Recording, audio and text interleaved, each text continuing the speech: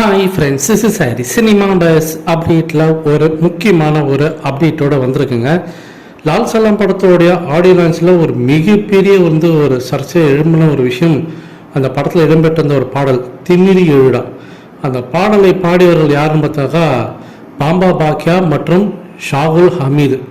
இவங்க ரெண்டு பேருமே இருந்து பல வருஷம் ஆகுது. அப்படி இருக்கும்போது அவங்க எப்படி அந்த பாடலை பாடியிருப்பாங்க அப்படின்ற மாதிரி எல்லாருமே புருவத்தை உயர்த்தி பார்க்கும்போது ஏஐ மூலியமாக அதை சாத்தியப்படுத்தினார் ஏ ரஹ்மான் அவர்கள். இந்திய சினிமாலே முதல் முறை இறந்தவருடைய குரலை பற்றினாக்கா பதிவு செஞ்சு அதன் மூலியமாக ஒரு பாடலே அவர் உருவாக்கியிருக்காரு. ஆர்டிஃபிஷியல் இன்டெலிஜென்ஸோடைய ஒரு மிகப்பெரிய உச்சம் சொல்லலாம். இந்த டெக்னாலஜி மூலியமாக அதை அவர் நிகழ்த்தியிருக்காரு. ஆனால் இதனால ஒரு பெரிய சர்ச்சை எழுந்திருந்தது. இவர் இந்த மாரி பண்ணாக்கா நாளைக்கு எல்லாருமே அவங்க இஷ்டத்துக்கு வேறு யாரையாவது குரலை, அதாவது இறந்த போனவங்களோட குரலோ இல்லை அவங்களுடைய எந்த ஒரு பர்மிஷன் இல்லாமலே அவங்க தான் யூஸ் பண்ண ஆரம்பிச்சிடுவாங்க. இது நாளைக்கு காப்பிரைட்டில் பெரிய இஷ்யூ ஆகும். இல்லை நாளைக்கு இது ராயல்ட்டியில் ஒரு பெரிய பிரச்சனை ஆகும்.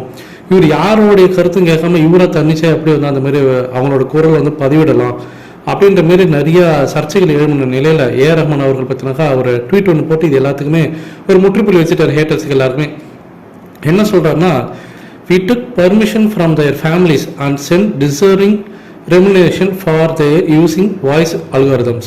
அதாவது நாங்கள் அவங்க ஃபேமிலிக்கிட்ட பக்காவாக பர்மிஷன் வாங்கியிருக்கோம். அது இல்லாமல் அவங்களோட குரலை யூஸ் பண்ணதுக்கு நாங்கள் அதுக்கு தக்க சன்மானம், அதாவது அதுக்கான அமௌண்ட்டு அதையும் நாங்கள் கொடுத்துருக்கோம். ஸோ கரெக்டாக பார்த்தினாக்கா தெளிவாக சொல்லணும்னா அவங்களுக்கு தேவையான அந்த குடும்பத்துக்கு தேவையான பணமும் கொடுத்து உதவி இருக்காங்க. கிட்டத்தட்ட ஒரு சேலரி கொடுத்த மாதிரி தான் அந்த பாட்டு பாடினதுக்கு. ஸோ அவங்களோட பர்மிஷனும் வாங்கி வச்சிருந்து ஃபேமிலியில் இருக்கிறவங்ககிட்ட.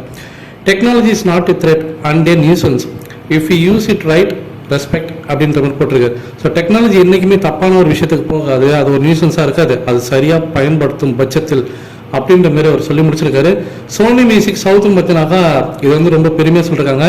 ஏஐ வாய்ஸ் மாடல்ஸ் அப்படின்ற மாதிரி போட்டு ஃபர்ஸ்ட் டைம் இந்த இண்டஸ்ட்ரி அப்படின்ற மாதிரி போட்டு அவங்களும் பார்த்திங்கன்னா இது ரொம்ப பெருமையாக பேசியிருக்காங்க அப்படின்னு தான் சொல்லணும்.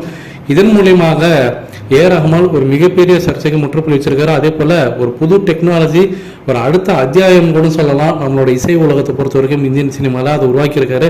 இதை பற்றி உங்களுடைய கருத்துக்கள் என்ன? அதுவும் நம்ம லால் சலாம் படத்தில் இது முதல் முறையாக அவர் செஞ்சிருக்கிறது நமக்கு ஒரு சிறப்பான அம்சம் தான் நான் சொல்லுவேன். இதை பற்றி உங்களோட கருத்து என்ன அப்படின்றத கேள்வி சொல்லுங்கள் ஃப்ரெண்ட்ஸ்.